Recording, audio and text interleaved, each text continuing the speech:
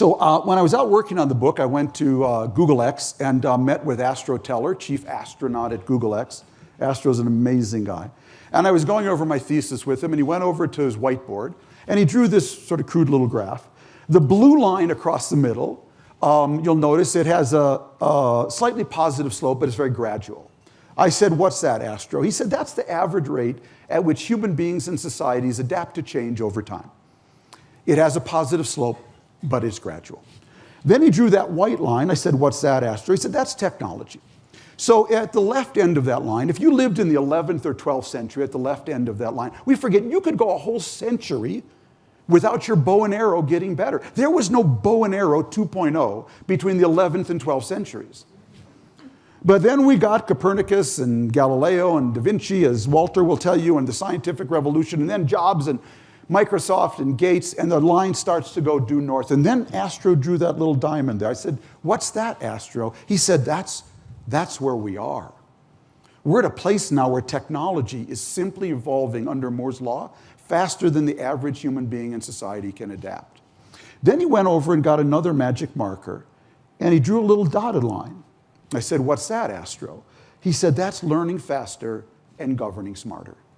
And that is the job of governance and education today. How do we lift the slope of the adaptation line to meet technology where it is and where it's going? So my chapter on the workplace is called How We Turn AI into IA.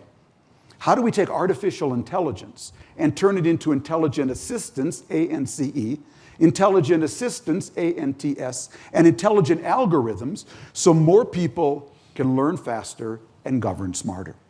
So I'll give you a quick example of each one. My section on intelligent assistance is based on the human resources department at AT&T. I spent a lot of time there. AT&T, 340,000 employees, a company in the most competitive business in the world, telecom, living right next to the supernova, competing every day with Verizon and Deutsche Telekom and Sprint and Verizon and all the others. Good chance that whatever is going on in the human resources department at AT&T is coming to a neighborhood near you. So what's going on there? So the way their HR department works is that their CEO, Randall Stevenson, begins the year now with a radically transparent speech about where the company is going, what businesses they're going to be in, and what skills you need to be an employee at AT&T that year. Then they put every one of their managers, 110,000 people, on their own in-house LinkedIn system. So I'm an AT&T employee, and I'm there, and they ranked the 10 skills you need, I'm making up the number, I don't remember exactly how many, to be a thriving AT&T employee that year, and it turns out I have 7 of the 10, but I'm missing 3. Then they partnered with Sebastian Thrun from Udacity, and he created nano degrees for all 10. Then they came to me and said, Tom, here's the deal. We will give you up to $8,000 a year to take the nano degree courses for the skill sets you're missing. In fact, we heard that you're interested in the Middle East. We'll pay for a course on archaeology as well. In fact, we just created a course with Georgia Tech, $6,000 master's degree online, 1 year. We're in for that as well. Just one condition, Tom. You have to take all these courses at night and on weekends on your own time.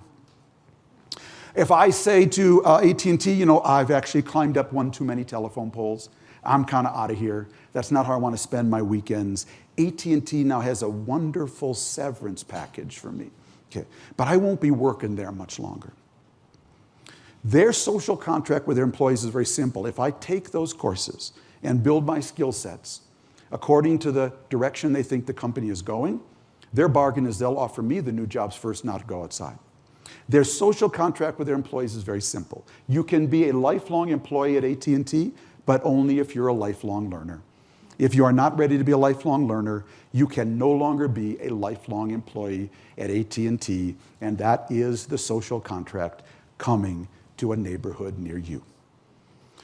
As my teacher and friend Heather McGowan points out, the days when you could get a 4-year degree or 6-year degree and think you could dine out on it for 30, 35 years, that knowledge, that is so gone in the age of acceleration, which is why Heather says never ask a kid today what you want to be when you grow up.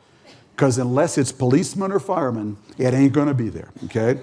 Only ask your kid today how you want to be when you grow up. Do you want to have an agile learning mindset? Will you be inspired to be a lifelong learner? It's not what, it's about how, which is why another one of my teachers in the book, Marina Gorbis from the Institute of the Future, says the biggest divide in the world we're going into is not going to be the digital divide. That was so 1990s, okay? The days when upstate New York had no internet and New York City did, or America had it and sub-Saharan Africa didn't. If the digital divide isn't gone, believe me, it's going to be gone in 5 years. And in that world, the most important divide, says Marina, is going to be the motivational divide. Who has the self-motivation to be a lifelong learner long after you've left home and mom and dad are not there to say, Tommy, have you done your homework? And this is a world where the motivational divide will be more important than ever. And I believe that is one of the things roiling our society today, because a lot of people are not built to be lifelong learners. That's what's going on in the workplace of intelligence assistants. What about intelligent assistant? My example for that is Qualcomm, another company I spent a lot of time with in San Diego, 64-building campus. Many of you may never have heard of Qualcomm. That's because they made the inside of your iPhone. The software and the hardware was not, most of it, made by Apple. It was made by Qualcomm, which is why Apple is always suing Qualcomm over patents. So 3 years ago, they went in their 64-building campus. They took 6 buildings and they put sensors everywhere. Every door, window, HVAC system, heating system, pipe, computer, light. They put sensors on everything.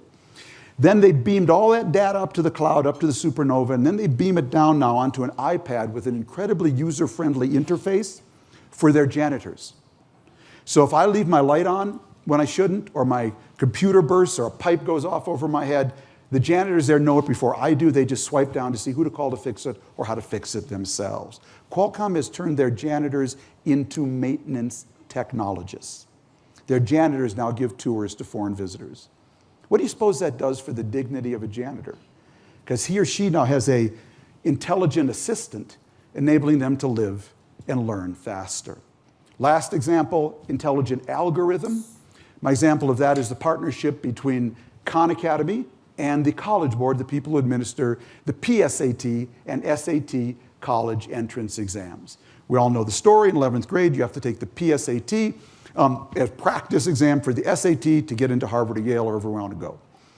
We also know that over the years, many parents would hire a tutor to goose their kids' verbal or math scores.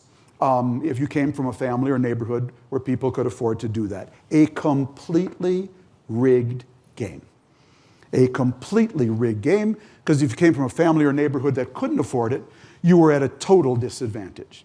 So 3 years ago, Sal Khan from Khan Academy partners with the College Board, and they create an intelligent algorithm for free PSAT and SAT prep. The way it works is I take my PSAT in 11th grade, I get the results back. They tell me, Tom, you're very good in language and reading. You could have a future in journalism, but you have a problem with math. In fact, specifically, you have a problem with fractions and right angles. It then takes me to a practice site just for fractions and right angles. Exactly my weakness. Waste no time on the strength. If I do well there, it takes me to another site that says you could be an AP Math. Me, an AP Math? No one in my family was an AP Math. No one in my neighborhood's an AP Math. I don't even know what AP Math is. I could be an AP Math. I do well there, it takes me to another site with 180 college scholarships. Last year, 3 million American kids got free PSAT and SAT prep on this intelligent algorithm. So, last example quickly is called Opportunity at Work. This is another intelligent algorithm, very important. We have 32 million people who started college in this country and never finished. Some went 1 year, 2 years, 2.5, 3.5 years, dropped out, went to apply for a job. The boss said, "Where's your BA?" "I got none. Sorry, no job." A total waste of human talent. So intelligent algorithms like Opportunity at Work have emerged. You can go to them now. They will measure what you learned in 1 year, 2, 3, 3.5 years. They will badge it, and they will partner with companies to slot you in. So I profiled a young African-American woman, Lashana Lewis, who went to Michigan Tech for 3.5 years. She studied computer science, had to drop out after 3.5 years for family reasons, ended up driving a bus to and from a computer school, couldn't make that up, and working on the help desk at a law firm, helping lawyers rediscover their lost passwords. She got connected to Opportunity at Work. There's actually another algorithm like it. They partnered with MasterCard, slotted her in as a systems engineer at MasterCard, and today she is a senior systems engineer at MasterCard. And as Lashana says in her interview in the last line, and today, I still don't have my BA. That is an intelligent algorithm. Now I'm going to make you all a bet. I'm going to bet none of you have ever heard of any of this.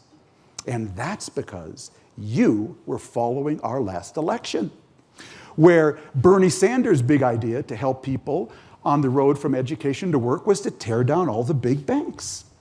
Donald Trump's big idea was to tear down Hillary Clinton, and Hillary Clinton's big idea was to direct you to her website, www.hillaryclinton.com.